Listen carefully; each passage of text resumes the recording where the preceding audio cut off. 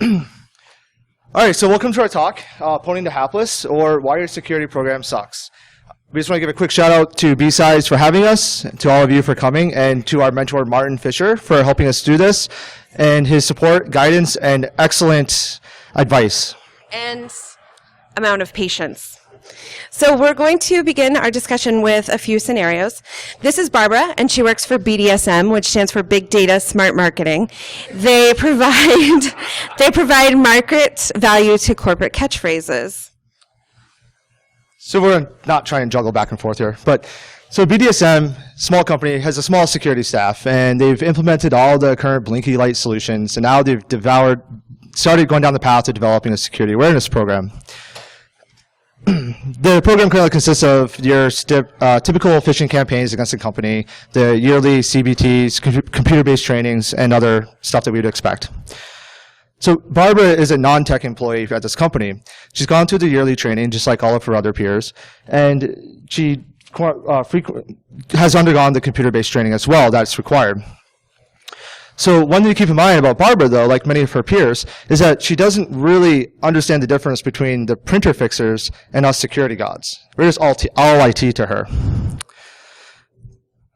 Oops. So she gets this amazing-looking email from a source that she doesn't immediately recognize, but it appears to be legit. So she clicks the link, because what's the worst that could happen, right? Well, while this probably isn't going to happen, otherwise we'd be having a lot more fun, we have to ask ourselves why. Why, despite all the money we're spending on training and teaching her not to do this stuff, is she doing it or is falling into this trap? So this is a simple example of her email inbox. You have to keep in mind that at her position, she's getting a lot of email from different departments, her manager. She's got links to click on for her annual reviews. She has reports that her finance is sending her to review. She also gets, the crazy cat videos to click on and see those. And my biggest pet peeve, and I'm sure all of us have experienced this exact same thing, is all those emails, click here to activate your account, or click here to reset your password. So at this point, she's desensitized to this training. There's a cognitive dissonance between what we are asking her to do, don't click shit, in real life. This is an experience that's actually happened to me. I worked for a large insurance company. I was a newer employee, got a sketchy-looking email. Being a little bit more security-minded than your average bear, I noted that it was sketchy. I could remember that they told us we had a single point of contact we had to reach out to forward it. Couldn't remember who it was. Of course, they didn't give us any handouts. So I went to our intro website, to the IT page, to see what I could find. 5, 6 clicks in, still couldn't find it. And while I'm dedicated, not dedicated enough to sit through a 25-minute CBT to find that one piece of information on the last slide. So I called our help desk. The guy on the end of the phone, who's paid, $7.25 an hour, didn't know. People around him didn't know. His manager wasn't there for the day. So he told me I should probably click it just because he wanted to see what happened. So I hung up on him because that was excellent advice. And I looked up our VP of security on Outlook and then instant messaged him for the information. He got a little pissy with me about it. So I ask you, who is going to know what to look for if you're a non-tech employee and not click it, know not to click it, and then go through all that hassle to find out where to send it? So, brief intro, I'm Emily. I'm very non-tech. I'm an insurance specialist working in disability. I've worked for 3 of the top 25 disability companies in the world in the past 10 years, where I answer to, hey, Emily, you know weird stuff, answer this. My father is an electrical engineer who's worked in computers since the punch card days. So, like I said, I'm a little more security-minded and I have a keen awareness of the roles computer plays in our lives. I'm currently an active member of TOOL, and I'm working on my master's in social work. So I'm Casey, and I have been a developer most of my life, very passionate about security. Also an active member of TOOL, frequent volunteer here at BSides Boston, Source Boston, so I make it around. So we all know that data is our business, no matter what your industry is, whether it be financial, medical, insurance. You are required to safely house and transmit data to and from trusted parties. You lose the data, lose your customers, lose business, and lose money. Working in the field of insurance and disability, I've seen multiple trained, intelligent employees make these mistakes over and over again. These are the numbers that Verizon gave us for 2013, and as you can see, of the confirmed breaches, which is 2% of reported security incidents, 15% of those were due to security lapses. 15% of 2% may not seem like a big number, but each security breach affected up to hundreds of thousands of pieces of personally identifiable information, or PII, which can be sold for money. Of those breaches, 28 were healthcare breaches that affected 1.1 million records. So 1.1 million people had their medical records breached. A fourth of the companies that were breached were small companies. Small company is defined as 1 to 101 employees. And a data breach for a company like that is not just detrimental to their marketing or advertising their brand name or their stock value, but it can be fatal to them. Money is also important in this. We throw a lot of money in the way of security, thinking that it will solve it or Band-Aid it for us. In 2013, again, $80 billion was spent on fraud awareness. Half of that, $40 billion, was spent on medical identity prevention alone. That's a lot of money. That's how much the feds cut from food stamp reform in 2013. It's like swimming duck money. So why is all of this still failing us? So before we move further on, I just want to address a couple of myths about security awareness I feel particularly strong about and really contrarian to Bruce Schneier. One, I do not believe that employees are stupid. And two, I most importantly do not believe training is useless. I do, however, believe that most of the security awareness programs we have in place are useless. They don't achieve their intended results. They don't attract the attention of the business, its employees, and most importantly to me, do not create a culture of care around the security issues, which we'll talk about later. There are changes we can do to make this better. They're not quick, not easy, and definitely not as much fun as riding around on a fire-breathing goaticorn playing a trumpet. So we all know here we can get anyone to click a link. It's not easy, or it's not hard. It's actually pretty easy to do. If we have employees at RSA, Google, and who knows what other tech giants are consistently falling for the same issues, how do we expect employees at a non-tech company who are non-technical to not fall for the same stuff? It's insanity to expect that. So going back to Barbara, how can we make it better for her and her other non-tech employees? We want you to think about your security training program as an excellent marketing tool or advertising tool. You're advertising security. You're advertising what it is, how to prevent lapses in it, and how your employees can benefit from it. Your message is competing with a lot of noise every day, not just what people do for a living and all the emails and phone calls that they get, but all the things that they can access from their computers at work, Pinterest, Facebook, and their iPhones are sitting right there too. So why are they going to listen to your message when they can get to level 98 of Candy Crush or, how to knit the coolest mustache for hipsters on Pinterest? So keep in mind that you are thinking again about advertising and marketing. These have a few things in common, and someone we know actually touched on this. Bob Rudis did a great talk at Source Boston in 2012 where he touched on that your security training should be the 4 C's. So the first C that we're going to talk about here is creative. You have to have a creative program. And we all, like most people when beginning a security awareness program, maybe start with the company-wide phishing and stuff like that. That's great. Let's kind of move beyond that. What if we, so one example is what if we created a piece of fake malware that we attach to that stuff, if possible. This isn't going to be true for all in industries, but we might be able to make it work. It can do something innocuous, add a pop-up, or just change the desktop background. But what we're actually using this for is to see what happens. Does the user report it? Does the user report it and the help desk or whatever ticketing system or program you have set up, does it get worked on? Does it just get dropped or ignored? You want to know about those things. Often these are signs that something else is wrong, and you want users to be aware of it and to report it. Also, one thing I found very effective is if there is something in the news about a breach or some type of security lapse or just an interesting article, if it is at all relevant to your business or industry, write something up on it and email it to your staff. Just if it's a breach, for instance, maybe add some stuff about how it is or is not relevant to your technology stack or what you've done to prevent this from happening, or if this did happen, how you would remediate it. Employees like that. And one thing I've done, as I'm sure most of us here do, I watch data dumps. I look for my personal accounts and my information out there. Now, not everyone's going to be able to do this, trolling Twitter for these archive releases. But Troy Hunt has a great site, haveibeenpwned.com, and you can register a domain like @company.com, and you can get notified if any of your company's emails are in any of these data dumps. I actually did this for our company and then sent an email to the staff saying, hey, this is what I've done, and just watching out.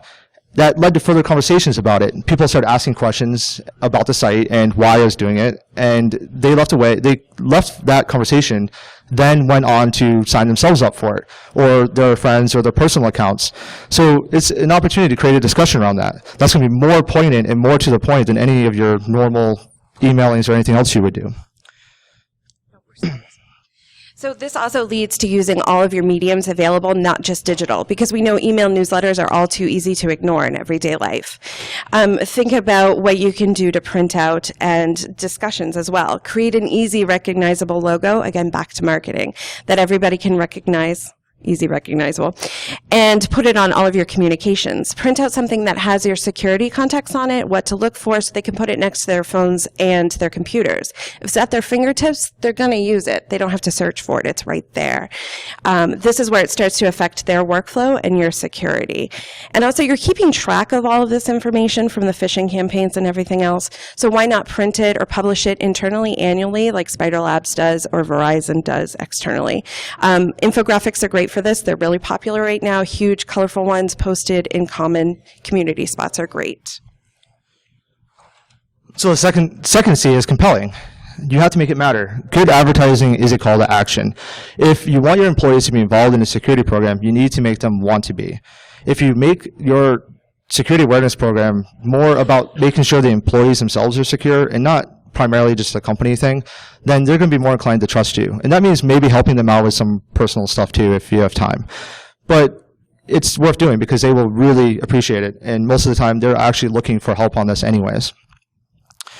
In order to be involved, they need to know how to. And so you start with the basics. Just set up a email catch-all security@whatever.com and just get your employees to start sending stuff to it. It may mean triaging of more stuff, but you set up a canned response and just send, hey, thanks for your input, we'll take a look at it, etc. Getting them to acknowledge issues and to report them is the first step of the battle. You don't want to lose it before it starts, which, kind of like Emily's story, is another really good point, is do not give them shit for doing so. If they reach out to you and they feel like you're wasting your time or you're making them feel stupid for doing it, you failed. There is no security program. The ones that are reaching out to you are going to be your evangelists. They will actually be able to spread your program or your trainings further along than you are going to be able to do. Friends trust friends. It's also a good point to embed the security staff with all of their departments within your company. Have them go to different meetings, have them do job shadows or ride-alongs. If your employees know who your security staff and can recognize them, they're going to know who to call, whose face they need to look at when they have a question or a concern. So the third C is continuous. The most successful advertising campaigns are the ones so ingrained in our society that we don't even notice they're there, or if they're horribly misspelled on a slide.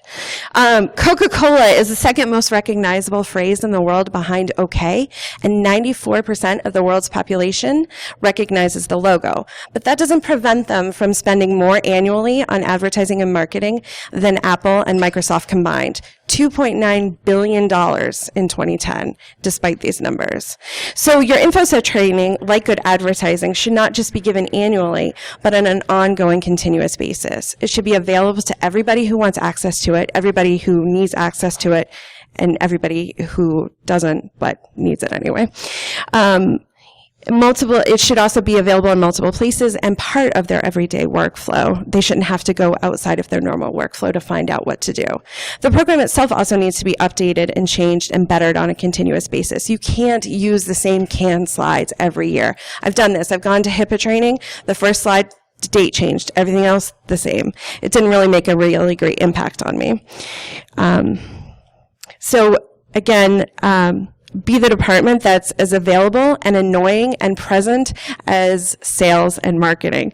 Because if they know you, they know your face, they'll know who to go to. They can't just see you once a year when you have to complete a CBT or when you screw something up really badly, because then they're not going to like that. The fourth C is... Cupcakes. That's actually My daughter wanted to help, so we let her do that one. Cupcakes are awesome. The fourth C is actually customized. Make it your own. Make it different for your industry. What matters in medical is not going to matter for financial, etc. Stop buying canned CBTs and email campaigns from third-party vendors. We don't like them. We don't pay attention to them. Customize it also per your departments, because what matters, again, to financial or sales is not going to matter to customer service reps. Remember specifically who your audience is. The senior VP of sales and finance doesn't even see the same UI or the same information or have access to the same things as customer service representation.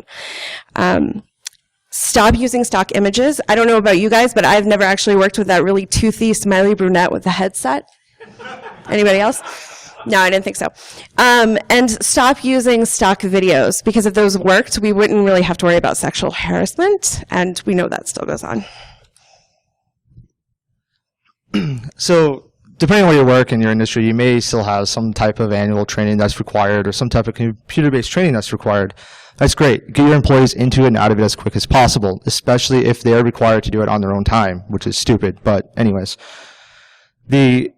Just like the PCI is not your security program, neither is the CBT your security awareness program. Moving on to our next scenario, we have Brad. Brad is a coworker of Barbara and has a really busy day. He wants to get out early because the Red Sox are going to be kicking ass against the Yankees, and he wants his $1 PBRs and 50-cent wings. So he, despite policies and all these controls that might be in place, he emails some customer records to his personal email account so he can work on them from his iPad or whatever at home. Now, why does he do this, despite, supposedly all the training and everything else? Because he's awesome. So to quote Bill Gates, I will always choose a lazy person to do a difficult job because he will find the easy way to do it. I'm going to actually better that by saying a lazy person will find the easy way to do any job, not just a lazy one. And anybody who's raised an 8-year-old knows this to be true, at least in our house anyway. So another reason why Brad doesn't do this the proper way, he doesn't log into VPN to his work email from his work laptop, etc., is there are extra steps. It's cumbersome. I've used some pretty crappy VPN programs, and I don't blame him for that.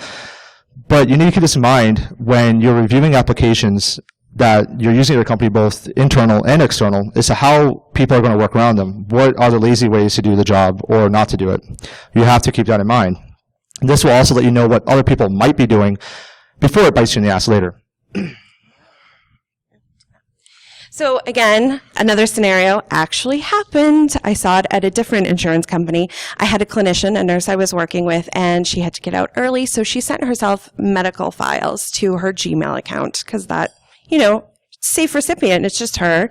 She completed a medical review, saved it in a Word document with a lot of PII at the top, name, date of birth, medical record, identification number, all of that. Then she attached it to the original email, sent it back to herself at work, where she then forwarded it through the department because, hey, why not let everybody know we screwed up? So she didn't understand what was wrong, so she couldn't care about it. How can you know not to do something if you don't know what you don't know? So there's no bulletproof solution for this. There's no technology you can buy that's going to fix this. But if you have really created a culture of care that permeates the business, and specifically the employees that you're targeting, then they will be more inclined to take some of those extra steps if they really care about what's going on and understand why that's the way. It's not going to work all the time, but it will work.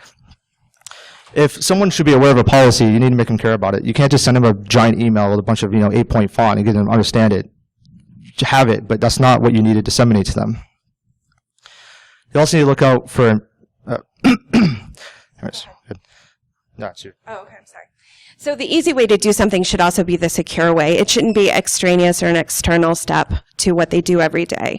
Look out for impediments to getting the job done safely and securely, and then work to remove those. Because you're not only helping make things more secure, you're also making their business easier and removing complexity. If a release of PI is done accidentally and they report it, give them kudos. Do not blame them. Do not give them detriments. This is really important. Again, they're your evangelists. evangelists. You don't want to burn them. If somebody has gone through the training, though, and continues to do irresponsible, purposeful disclosure or release, that should affect their job performance. If you have the information at your fingertips on how to do something correctly, you've read the set standards, it should affect your job performance. It should be just like any other policy. This is something that you'll have to communicate to business, but it's important. So we've talked a little bit about security awareness from the user perspective, and I'm going to briefly touch on security awareness as to the developers. This is an entirely talk on its own, which I probably will be planning. But really brief here, this is Chrissy. Chrissy likes shoes. She works for BDSM. She's also stealing data. She's putting the company at considerable risk. More so, she's reselling it to fund her shoe habit. So she's potentially putting the company at far more risk than any external attacker can do. It's also in a way that's going to be extremely difficult to catch, if not after the fact. She needs access to information to do her job. Oftentimes, the application she's using is providing way too much. Now, what can we do about this? What can we as security people help do about this? So one thing we can do is we can work with the developers and be another voice against the business saying, no, we don't need access to information. Instead of making tasks data-centric, let's try making task-centric. Examine that workflow and what they're actually trying to do. It'll help you identify what data they actually need to access. And I don't care what the business says, not everyone needs to see all the data all the time on every screen. So this is an actual screenshot of an application I've used.